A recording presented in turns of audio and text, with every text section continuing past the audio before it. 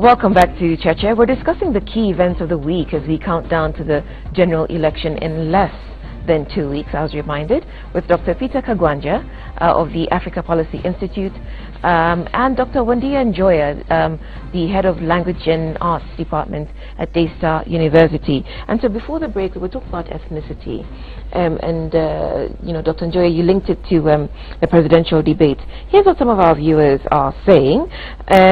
Uduak, if the rulings of the High Court are dismissed by affiliates of Jubilee just because the lead judge's name begins with an O, what should we ordinary Kenyans conclude over the rulings of the appellate court headed by one, and the name is given, with regard to the teachers' pay case and the recent ones? And that came from Javan in Mumias.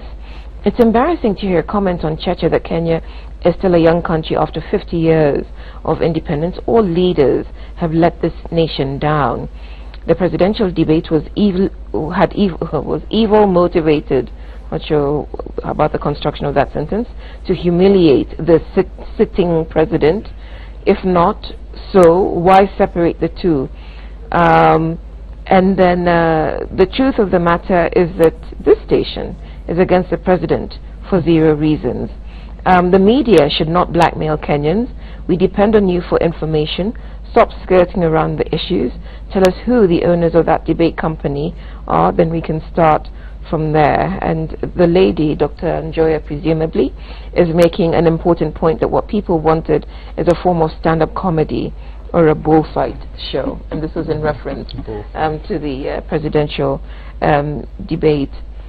So coming back to the IEBC rulings and the point that our viewer here makes about your surname, and whether that means that anything that is done in Kenya is construed through the prism of your surname. Let me first of all take it from where Dr. Wadia left about what the change we never got, because I like her phrase that the same class has continued, and which is being pilloried by one of our viewers. Yeah, which is very interesting in the sense that actually our hope is that one day we'll think of ourselves as classes, and that's when our parties will begin to mature and not our ethnicities. That will be peddling nationalism, which is Kenyan, and not ethno-nationalism, which is where we come from.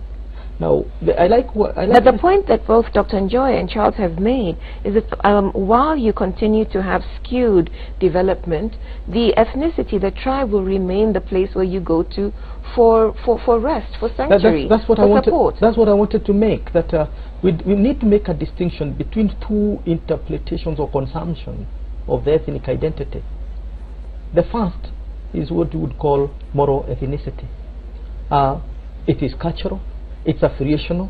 I speak a little Faruo, and when I greet a fellow Kenyan from Nyanza in that language, I see the face, it warms up. And when I used to meet my late friend Atino Thiambo in Atlanta elsewhere, and ask him, Wangiwe mwega, you know, that in very deep and good Kikuyu, you know, everything changed, and we would have a drink and so on and so forth. That is what we call moral ethnicity, which we are not ashamed of. How well we speak our languages, how well we dance our dances, how well we eat our ugari, whether it is soft or hard. All these things we like, because that's what makes us. The problem begins with something else, political tribalism, which is basically the political manipulation and instrumentalization of ethnic identity. That you want to mobilize your people and put them in a garrison, so that at the end of the year they vote, they deliver the vote as a block. That is what is killing us. But how do we make these garrisons? One is by not providing social services, and so people are dependent on the next relative who has money, and obviously your relative is most likely your tribesmate. So that's one way in which the state has encouraged ethnicity by not giving social services. But the other thing is that if we look at the history of Kenya, the state has suppressed any cross-ethnic groupings. For example, let's start even with KPU, with Jaramogi and Bildad Kagia. It was really, I mean, the government really clamped down on that one, because here were two people thinking on ideology and they were not from the same communities. And then I can even go to the doctor strike. The government tried to tribalize that until the doctors had to have a hashtag about, I can't remember what the hashtag was, but you know, every effort on social media, every effort of Kenyans to have cross-tribal groupings are just hammered down so hard, including the universities. Education is where we can actually have conversations across tribe. What happened to the universities in the 80s and the 90s? The lecturers were sent to Nyayo House, and it was across tribe. So all these efforts of Kenyans to talk about issues across tribe are discouraged by the state. And even when we try to make a voice, the politicians are the ones who say, okay, MPDU is going on strike because they are from this region and that's what they are interested in. So the government is actively discouraging any groupings of Kenyans that do not conform to tribe, and that's what we need to keep fighting. And I think the doctors did a very good job of that. You have a perspective on this, and you've shared it with us before on Cheche, because you remember back in the day, education system, when people were sent to school elsewhere. You know, it's a colonial thing. The colonialism did not allow national political parties. So we under Kama Union, Luo Union, Meru Union, Kikuyu, Rema, whatever. That, as what was saying, that has continued to be the case. Although we belong to the parties, also we can see our parties are tribal. There was a time when you young men and women could go to schools anywhere. I know guys who went to Shimulatwa for Ochuka. I know who went to Yala. But this, now with the tribalization of universities, somebody will go to Chuka High School, go to Chuka University, and end up working in Chuka. That makes the situation even worse. I think there is something to the effect of having teachers not work in their regions now. And I think teachers, even they are saying a vice chancellor must come from a surely. A university is not a village polytechnic. You don't expect that because the university is in Masai Mara, you must have a Masai vice chancellor. This is ridiculous. That encourages whatever he is talking about. But are we going to have a Masai vice chancellor for University of Nairobi? You see, we have to make these debates not only in the regions but also in the capital. And that balance, we are not seeing it in the capital. So it's natural that people in the regions want to only have their people. So we also need to encourage diversity in the center, in Nairobi, so that we have all national figures from all ethnic groups, and that has not been happening. The other issue raised about service provision. If you remember during Kibaki time, Harambes had been told you can't have Harambes. Public officers were not allowed to have. But when Uhuru came in, they allowed to do Harambes. Why? That business, that a man in Nairobi will come and do guest of honor. If you don't have your person in Nairobi, in the politics, in the government, to come and become a guest of honor when you have a patient in India, what do you do? That's why people now think, oh, this man, he did Harambee for us, we elect him. That's the essence. So it is this political tribalism, like you put it, that serves to fan the ethnicity in the country, and the fact that people feel, I am not so sure if IEBC are going to do the right thing, if I'm not involved in the ballot procurement process, if I'm not involved in the EVID procurement process and all the rest. If our person is not in the security department, I'm sure we'll be talking about security. We are actually, I'm coming to that because we're running out of time. Then we are doubting these people. Which is, emphasize that, because the Kenyans need to hear this, that moral ethnicity is not wrong either in Kenya or in the US. All the foundations that we know which help people, because it is not the responsibility of the state alone to provide the services we are talking about. It's a collective responsibility. And in the US, I am educated myself through Fulbright scholarship. And I've been trying to check who was this Fulbright person who took my welfare for 5 years in the US and enabled me to live like a king on account of other people's money. Now, foundations are important. Currently, given our state of development, ethnic groups and whatever or sub-ethnic groups actually serve as our foundations. This is where we go to when we have bills that we cannot pay in the hospitals. This is where we go to when our children want to go to hospital. The problem we have, Woodwork, is this politicization of that ethnic identity and transformation of an individual into a vote. That point you have made, and so the politicization of the vote, which then leads to violence. And now we're talking about security as we wind up. Why do we feel that we must fight over the fact that my person, you know, did not win? Why are we hearing that people are moving, that they're planning to take their leave so that they can spend it up country amongst their own, because they don't know what's going to happen? If we go back to your example, somebody voted in the UK, went, used a pencil, and then went to work, and did not have to prepare for or anticipate or worry about violence and where their family members were. Let me be controversial a little bit and say that the anxiety we are having, the uncertainty which seems to be appearing, is deliberately created, and it's 3 years old. And I'm saying this because I'm a critical analyst. Created, yes. By whom? No, by a cabal of people. I read, look at this, go and analyze. And who are they? Google, you say Kenya is going to ban if Uhuru Kenyatta is elected. Now, why would you, as a normal human being, put a phrase, Kenya will ban? You know, then you repeat it the year after, and you repeat it 7 weeks to the election.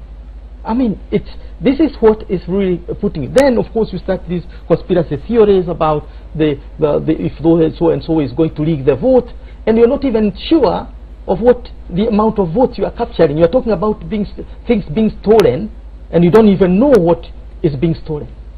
I mean, that again, the post-truth thing.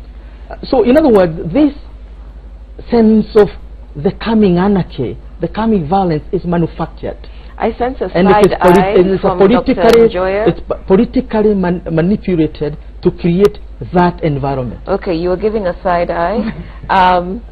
Explain the side eye. Kenyans, many, and maybe you might not know this, but many of us are tired of the same group of people running this country from 1963 up to today. It seems that unless you have roots in land ownership and in big families, you cannot win. And yet the promise of democracy is that anyone, from a girl from Atuga where I taught, to Turkana, to Mandera, to Nyamira, anyone can run for elections and they can win and be the president of Kenya. But we all know that even if in principle that is what we should have, that is not what is happening. And Kenyans are getting tired because we are going to the vote always with the promise that anyone can be there.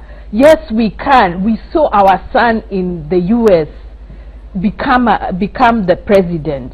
And yet that promise has not been here. It doesn't take somebody to talk about an intellectual, David Ndie, to talk about that in a newspaper column.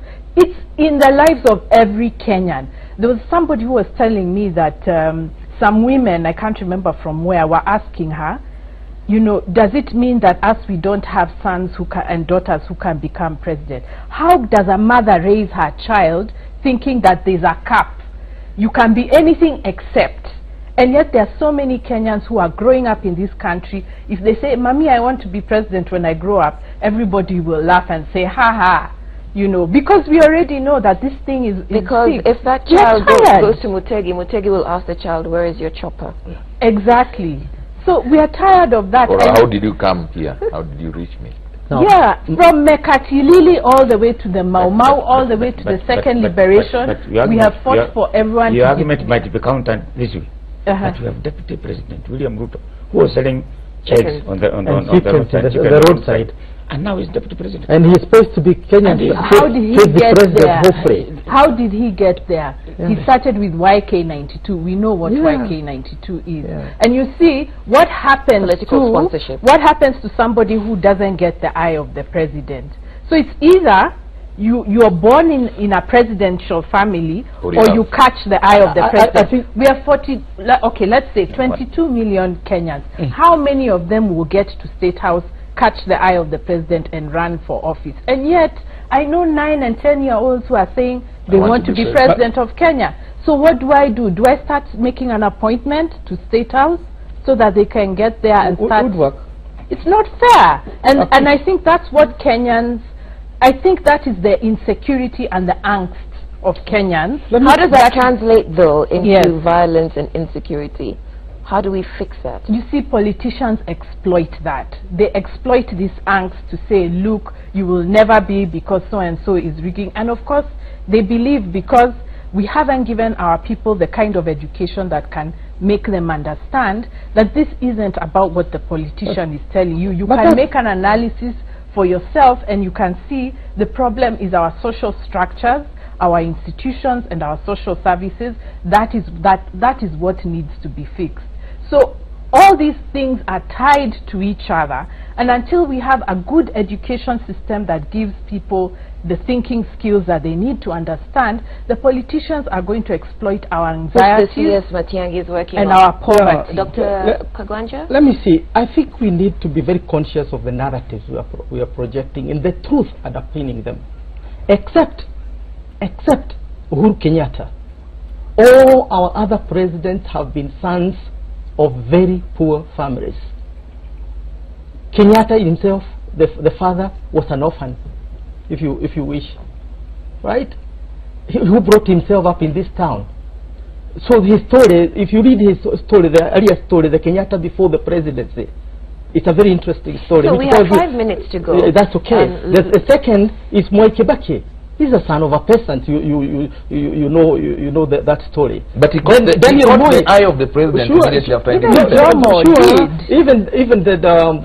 Jomo did catch the eye of the colonialists. Exactly. So what she's saying is, you don't necessarily have to have come from the monarchy. The monarchy. You only need to either the eye of the monarch. share the blood or cut the eye. But is that not the nature of politics, that you have to be identified by the power? That's the politics. Even Daniel Moi himself was identified by Mudavadi as a possible person, elevated and then noticed by the people that were, and then noticed by Kenyatta. And the argument is, why does catching the eye or sharing blood have to be the only route to power? And isn't that what breeds insecurity and violence?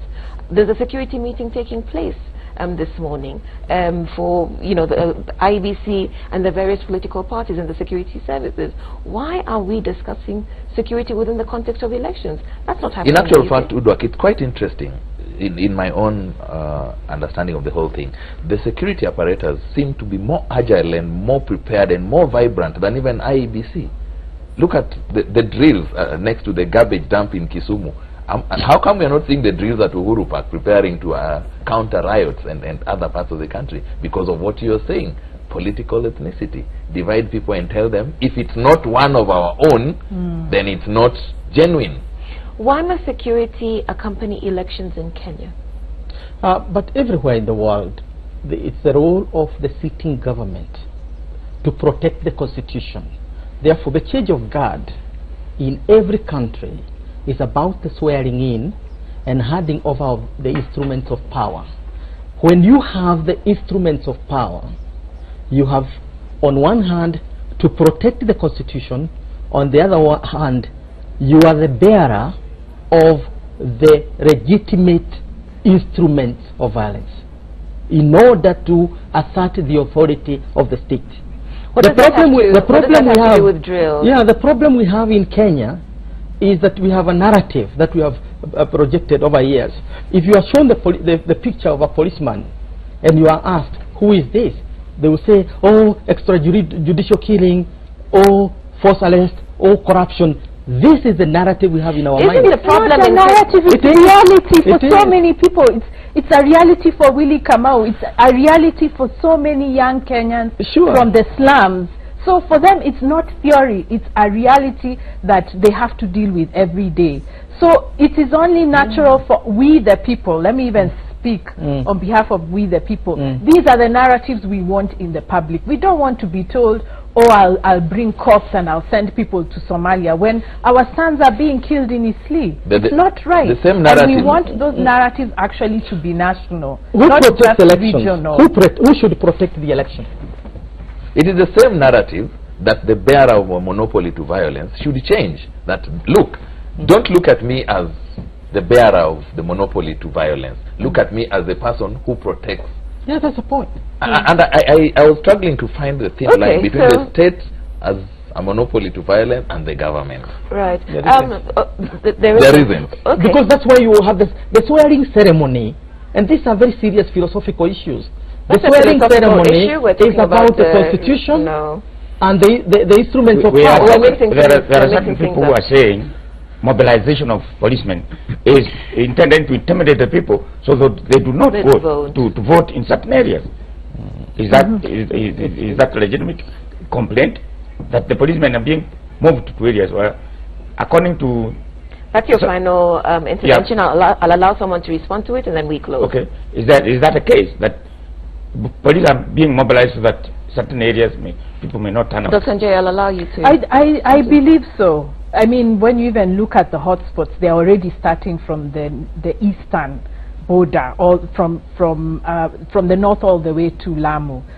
So I believe so that we are always being prepared by the media for the hotspots to be in areas where Jubilee does not have a where the stronghold. state does not have support. Look, we're out of time. I'm fairly certain, given that we are less than 2 weeks away from the election, that this conversation will continue across social media platforms and in other fora. So for now, we will thank you for your time with us on Cheche this morning. We've had as our guest Dr. Peter Kagwanja. He's the Chief Executive Officer of the Africa Policy Institute and a former government advisor. We've also had with us Dr. Wandia Njoya, the head of the Language and Arts Department at the Star University. And Is she a relative of Timothy Joy? Yes. Do you want to answer that question on air? Yes. Joy has been my friend. You are. Well, you have fantastic blood running through your veins, and so we thank you for your time on Cheche this morning. We thank our panelists as well, Wutegi Njau, also for outing Wandia as the Reverend's daughter, and Charles Odhiambo. Thank you very much for watching and engaging with us on Cheche. We'll see you next week.